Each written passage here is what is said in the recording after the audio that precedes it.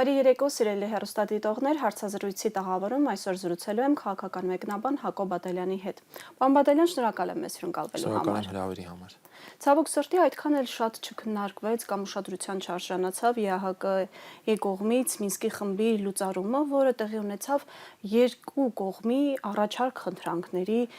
դեպքում, եւ Ադրբեջանի իշխանությունները եւ Հայաստանի իշխանությունները դիմել էին կազմալուծելու Մինսկի խումբը։ Իրականում մեզ ինչ տվեց այդ խմբի լուծարումը։ Մեզ գործնականում ոչինչ, Ադրբեջանին տվեց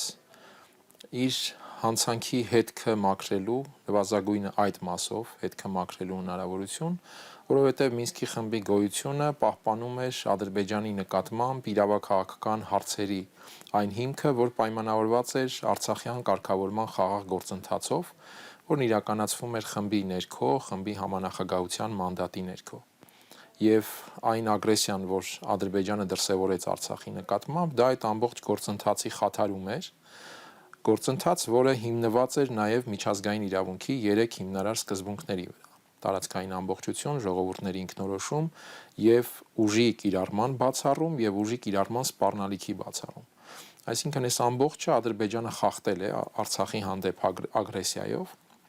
նաև ինչ որ իմաստով Հայաստանի հանդեպ ագրեսիայով, եւ շարունակել է այդ գործընթացը ոչ միայն 44-օրյա պատերազմի շրջանակում, այն միջև Արցախում էթնիկ զտում եւ բռնի տեղահանում եղել է այդ խախտումը, այդ ագրեսիան եւ հանցանքը։ Հիմա Մինսկի խմբի լուծարումը դրա որոշակի մաքրելու process է։ Իհարկե հասկանում ենք, որ լայն պատմական համատեքստի իմաստով այդ հանցանքը մաքրելի չէ,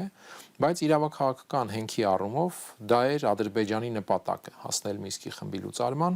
ցավոք սրտի նաև համանախագահ երկրների նպատակը, որովհետև երբ տեղի է ունենում այդ խախտումը, երկրներ, որոնք պատասխանատու էին այդ գործընթացի համար, առնվազն հայտնվում են թե որոշակի բարոյական, թե իրավաքաղաքական պատասխանատվության ներքո, ինչ են անում իրենք, ինչպես են արձագանքում իրենք այդ բացառիկ մանդատի ներքո տեղի ունեցող հանցանքին։ Եվ այստեղ այդ ավելորդ հարցերից ազատվելու համար նաև իրենք էին շահառու, որ այդ Մինսկի խումբը լուծարվի, փակվի այդ պատմությունը ընդհանրապես։ Իրենց շահագրգռումը հասկանալի է, սակայն մեր կողմից որն էր։ Եթե չեմ սխալվում, Նիկոլ Փաշինյանը առաջ էր տանում այն գիծը, այո, համաձայն ենք Մինսկի խմբի փակվելուն, բայց խաղաղության պայմանագիրը ստորագրելուց հետո, եթե չեմ սխալվում, որ ժամանակ առաջ հենց այս նարատիվն էր, այո, Երևանը հենց այդպես էր հայտարարում, որ պատրաստ է ստորագրել Մինսկի խմբի լուծարման համատեղ դիմում, երբ հայ-ադրբեջանական հակամարտություն ասվածը ամբողջապես կկարգավորվի, բոլոր հարցերը կլուծվեն եւ կստորագրեն հենց այն նույն օրը, երբ խաղաղության պայմանագիրը կստորագրվի։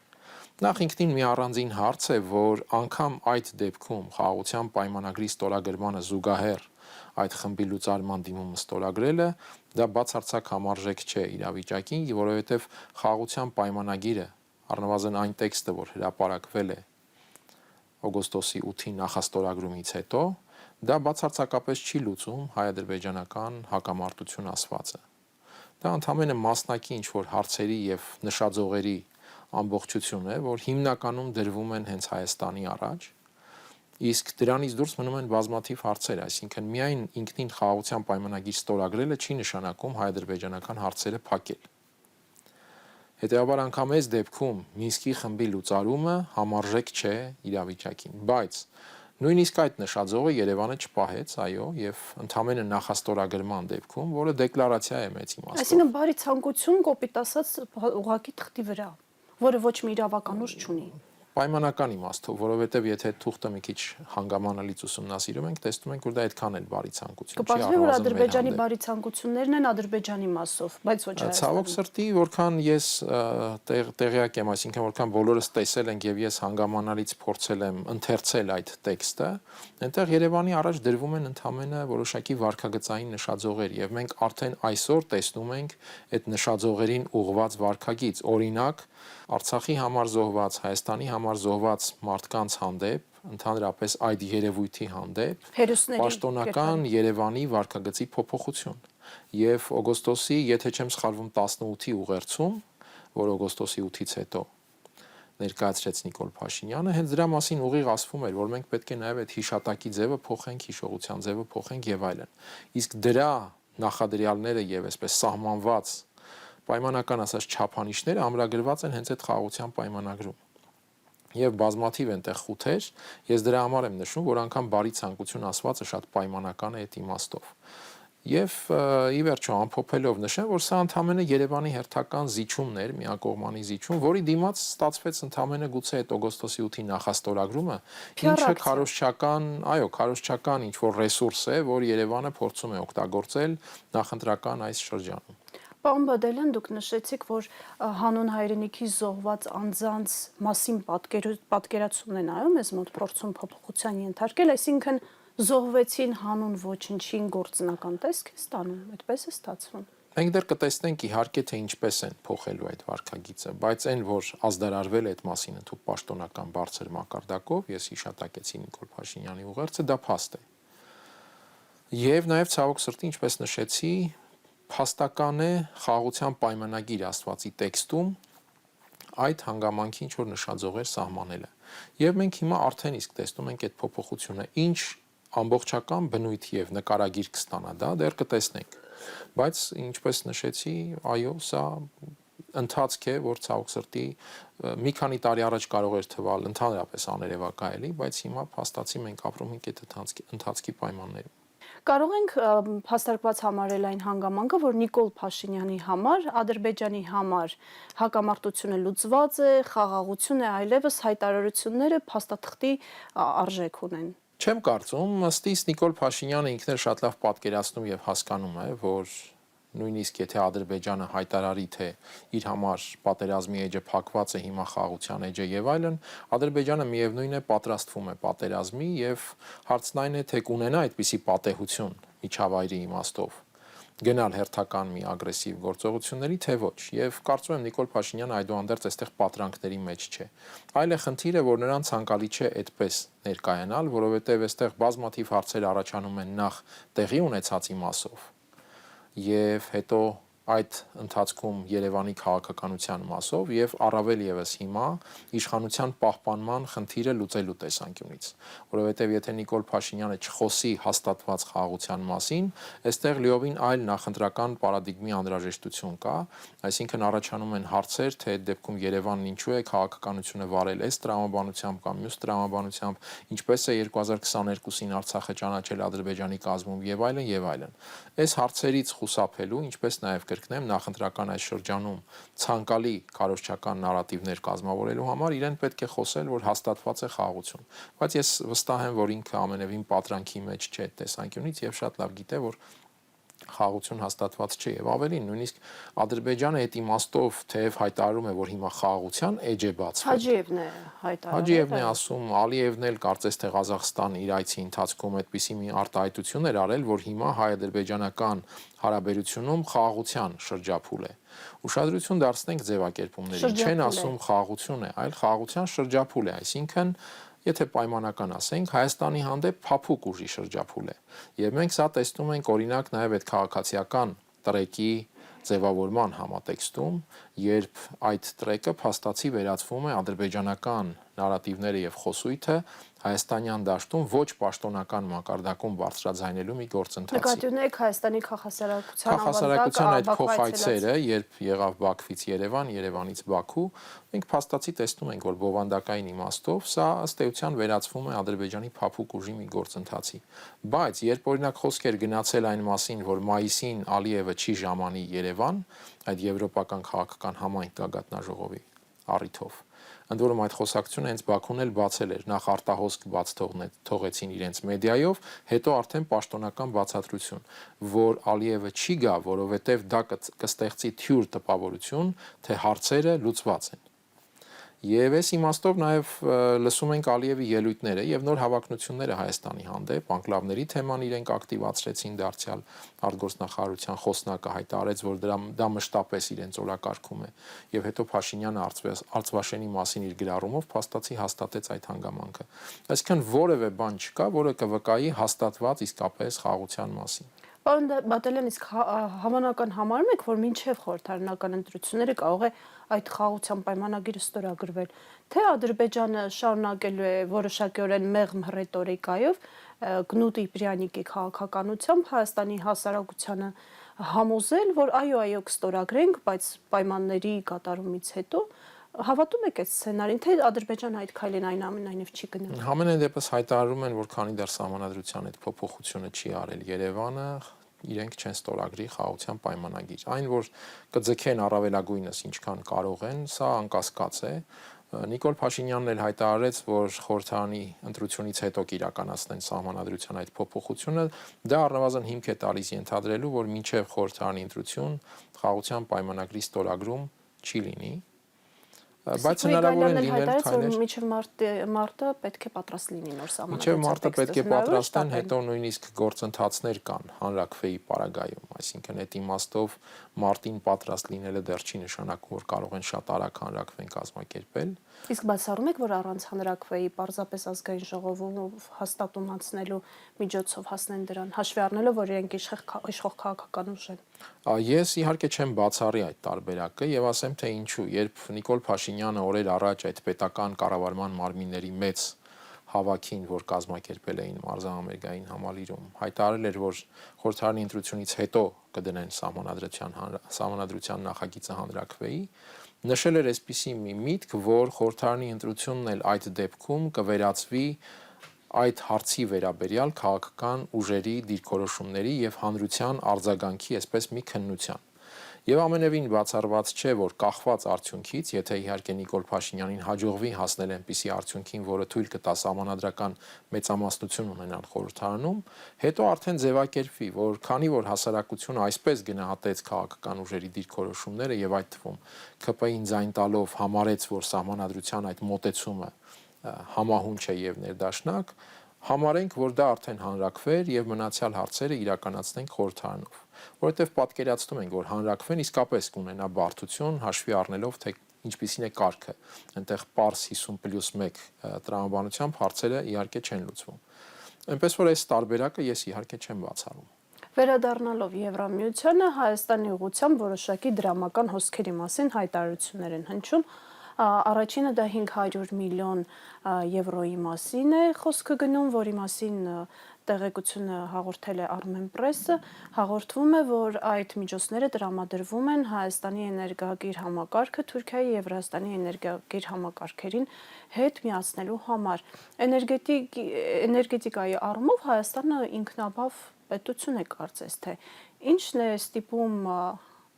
եվրոպացիներին գումար ներդնել Հայաստանում հենց Թուրքիայի կամ Վրաստանի էներգակիրների հետ կապելու համար։ Իրական խորքային պատճառը ձեզ ո՞րն է։ Նախ իհարկե պետք է հասկանալ, թե այդ 500 միլիոն եվրոյի պատմությունը ինչ պատմություն է, այսինքն այդ 500 միլիոն եվրոն արդյոք նախատեսված է հենց Հայաստանի համար, ինչ տրամաբանությամբ եւ ինչ սկզբունքով է նախատեսված, դա ներդրում է թե վարկային միջոցներ,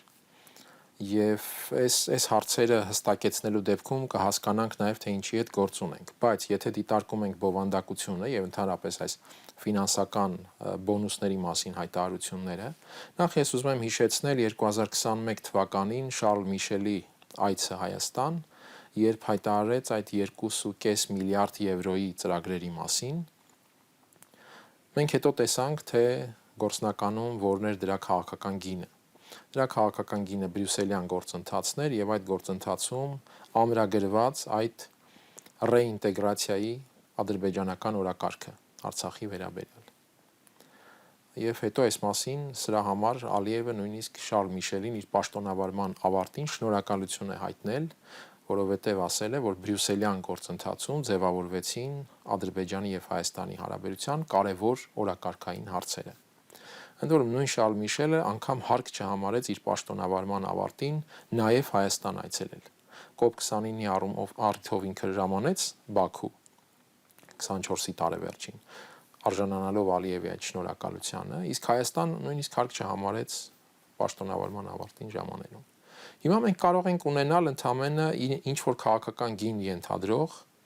նոր ֆինանսական բոնուսի մասին ինչ որ հայտարարություն, որը մի կողմից կծառայի պաշտոնական Երևանի քարոզչությանը, մյուս կողմից եվրոպական նարատիվների քարոզչությանը, բայց Եվրոպայի գլխավոր խնդիրը իհարկե կշարունակի մնալ ինչպես 2021-ին, այնպես էլ հիմա այս ռեգիոնում Ռուսաստանի դեմ, նաև Իրանի դեմ, իսկ հիմա գուցե նույնիսկ Միացյալ Նահանգների կամ դրա նախագահ Թրամփի դեմ եվրոպական ուժեղ ներկայություն ապահովելը։ Ինչու եմ նաև խոսում Թրամփի մասին, որովհետև մենք տեսնում ենք, որ պաշտոնամուտից հետո Թրամփ-Պուտին երկխոսություն է ծավալվում, բարդ տարբեր մոտեցումներով երբեմն ինչ որ այսպես որը եվրոպացիների դուր չի գալիս։ Այո, եւ այդտեղ Եվրոպան դիտարկվում է այսպես երկրորդական պլանի խաղացող։ Բնական է հիմա եվրոպացիները փորձելու են գտնել ուղիներ, հնարավորություններ իրենց ներկայությունը, իրենց կշիռը պարտադրելու։ Եվ այս ուղղությամբ Եվրոպան բավական ակտիվ է, նվազագույնը մարտ ամսից Կենտրոնական Ասիայի հետ գագաթնաժողով, այնտեղ բազմաթիվ կարևոր հայտարարություններ եւ այլն, եւ այդ ակտիվությունը շարունակում է առ այսօր։ Այդ պատմությունը 500 միլիոն եվրոյի, ես կարծում եմ հենց այդ համատեքստումը, իդեպ ուշադրության արժանացնենք, որ Եվրահանձնակատար Կոսը խոսել էր, որ Տաշկենտում է ստորագրվել դրա վերաբերյալ համաձայնագիր։ Իրենք որովհետև այդ ռեգիոնալ համատեքստում են այդ ամբողջը պատկերացնում եւ նկատենք մի հայտարարություն եւս, որ արել էր Եվրահանձնակատարը, բայց քիչ ուշադրության արժանացավ Հայաստանում։ Նա խոսել էր, որ դիտարկում են Ադրբեջան, Հայաստան, Թուրքիա, Եվրամիություն քառակողմ ձևաչափի ձևավորման եւ զարգացման հնարավորությունները։ Այսինքն այս էներգա պատմությունը պետք է ընդհանրապես այդ համատեքստում նայել։ Թուրքիայի հետ էլ ցանցերի միացումը ներկայացվում է որպես Հայաստանի էներգետիկ անվտանգության գրավական։ Ես որևէ կերպ չեմ պատկերացնում, թե այդտեղ Հայաստանի էներգետիկ անվտանգությունը ինչով է դիվերսիֆիկացվում կամ ինչով է համալրվում։ Հայաստանը ունի բավական էներգոարտադրող հզորություններ, ունի ատոմակայան, ունի ջերմաէլեկտրակայաններ, խոշոր հիդրոկայաններ։ Նիկոլ Փաշինյանը հայտարարում էր, որ մենք նույնիսկ 2 ատոմակայանի հզորությամբ արևային կայաններ ենք կառուցել Հայաստանում։ Այս պայմաններում Հայաստանի էներգետիկ անվտանգության խնդիր կարծես թե որևէ կերպ չի նշмарվում։ Այո, մենք որոշակի իմաստով ունենք էներգակիրների ներկրման հարց, գազը գալիս է Ռուսաստանից, Վրաստանով եւ այստեղ մենք կարող ենք ամենատարբեր սցենարներ դիտարկել, բայց այդ պարագայում էլ կա Իրանից գազի հնարավորություն, այսինքն գազամուղը, որ 2006 թվականից կառուցվել է, հետեւաբար այստեղ պարզ է դառնում, որ Կախվածության մեջ գցելու փորձը ընդամենը այո եվրոպական քաղաքական պատկերացումների համատեքստ է, որին բնականաբար Անկարան դեմ չի լինի, եւ այստեղ նույնիսկ առաջանում է հաջորդ հարցը, երբ էլ ցանցերի միացում լինի։ Սա արդյոք հենց Թուրքիայի համար հնարավորություն չէ Հայաստանի էլեկտրաէներգետիկ համակարգին, այսպես ասենք, ավելի մեծ հասանելիություն ունենալ կամ շատ ավելի ժամ գնով, քան կարող էր ունենալ, չէ՞, պարոն Բադալյան։ Այդ գնային հարցը իհարկե ես դեռ չեմ պատկերացնում, բայց ամենայն դեպս զուտ ստրատեգիական եւ անվտանգության իմաստով մենք այստեղ թերևս ստանում ենք հնարավորություն Թուրքիայի դաշտում, այսինքն Թուրքիան է ձեռք բերում հնարավորություն Հայաստանի էներգետիկ համակարգին, այսպես ասենք, ավելի հասանելի լինելու միջամտության առումով, երբ այդ ցանցերը միասնական են։ Նաև վերահսկողություն ունենալու հաշվի առնելով իր ռեգիոնալ ինչ նպատակների կարող է ծառայել այդ հասանելիությունը, սա արդեն կարող ենք պատկերացնել դատելով թուրքական ռազմավարությունը, որը իրենք չեն էլ թաքցնում։ Քանի որ շատերը կարճ հիշողություն ունեն, խոսքը գնում է հատկապես Նիկոլ Փաշինյանի քաղաքականության աջակցողներին, այո, հիշեցնենք, որ Թուրքիան մեծ շրջափակման է ենթարկել, սահմանը փակել է, որը համարվում է ագրեսիվ քայլ, այո, չհանդիսանալը որևէ կոնֆլիկտի կողմ։ Մեծ հաշվով Թուրքիան չի թաքցնում, որ ինքը ունի այդ թուրքական աշխարհի մեծ ռազմավարություն, այսինքն շատ բաց այս առումով գործում է Թուրքիան, եւ չի թաքցնում, որ Հայաստանը դիտվում է այդ ռազմավարության շրջանակում յուրացման գոտի։ Հիմա այդ յուրացման հարցում իրենք կարող են ունենալ ամենատարբեր ծրագրեր եւ մեթոդական, այսպես ասենք, մոտեցումներ։ Հնարավորության կամ հարկ եղած դեպքում կոշտ ուժի կիրառման, հնարավորության դեպքում փափուկ ուժի կիրառման դրա տարբեր հիբրիդային դրսևորումներով եւ այլն։ Բայց այն, որ իրենք ունեն այդ ռազմավարությունը մեծ թուրքական աշխարհի եւ Հայաստանը դիտարկվում է այդ շրջանակում յուրացման գոտի, կլանման գոտի, այստեղ ես կարծում եմ նույնիսկ քննարկելն իսկ ավելորդ է։ Պարոն Բադալյան, հիբրիդային բառն ասեցիք, հիշեցի Եվրամիության կողմից Հայաստանին տրամադրված հերթական 15 միլիոն եվրոյի մասին, տրամադրել են հիբրիդային տարբեր հարձակումների, հիբրիդային տեղեկատվական գրոհներից պաշտպանվելու համար, իրականում ինչի մասին է այս 15 միլիոն եվրոն։ Եվրոպական շահերը Հայաստանում ներկայացնելու մասին նախընտրական այս շրջափուլում առաջին հերթին։ Երկրորդը սա պայմանական իմաստով իհարկե որոշակի ընտրակաշառքի տրամաբանություն ունի, այսինքն պաշտոնական Երևանին տալ ֆինանսական լրացուցիչ հնարավորություն նախընտրական այս փուլում։ Իհարկե հասկանում ենք, որ այդ հիբրիդային տեխնոլոգիաների զարգացումը, որի առումով անշուշտ եվրոպացիները միշտ արդիական են եւ այսպես առաջամարտիկ են, հնարավորություն է տալիս նրանց դա փաթեթավորել բավականին հնչեղ եւ բավականին գրավիչ ձևերով եւ այստեղ Հայաստանի դիմակայունությանն է տրվում այդ 15 միլիոնը հիբրիդային հարձակումների դեմ առումով։ Քաղաքական համատեքստով սա պարզապես մոլդովական ընտրությանը կիրառված մոտեցման հայաստանյան վերարտադրության կամ հայաստանյան ներկայացման քաղաքական գիծն է կամ քաղաքական փաթեթն է։ Եվ այդ իմաստով Եվրահանձնակատար Կայա Կալասը շատ բաց խոսեց այն իմաստով, որ իրենք դիտարկում են այն հարձակումները, որ եղել են Մոլդովայում, հիբրիդային, ցանցային եւ այլն, դրանք կիրառվում են Հայաստանի նկատմամբ։ Իհարկե հետաքրքիր կլինի լսել այս առումով մանրամասները, թե այդ ինչ ցանցային նույնացում են դիտարկում, բայց հայտարարում են եւ այստեղ էականը իհարկե քաղաքական հայտարարություններն են։ Ըստ այդմ ես կարծում եմ հետեւյալն է. եթե Հայաստանի իշխանությունը այն վարկագիծը դրսևորի, ինչը տեղավորվում է այդ ներկայացված տրամաբանության մեջ նաեւ Մոլդովայի համատեքստում, Եվրամիությունը պատրաստ է ցուցաբերել աջակցություն եւ ոչ միայն ֆինանսական աջակցության իմաստով, այլ նաեւ կարծում եմ քաղաքական այն տրամաբանությամբ, որ Հայաստանում կիրառվող ոչ ժողովրդավարական մեթոդները քաղաքականության մեջ մրցակիցների կամ հակառակորդների դեմ դրանք չեն արժանանա Եվրամիության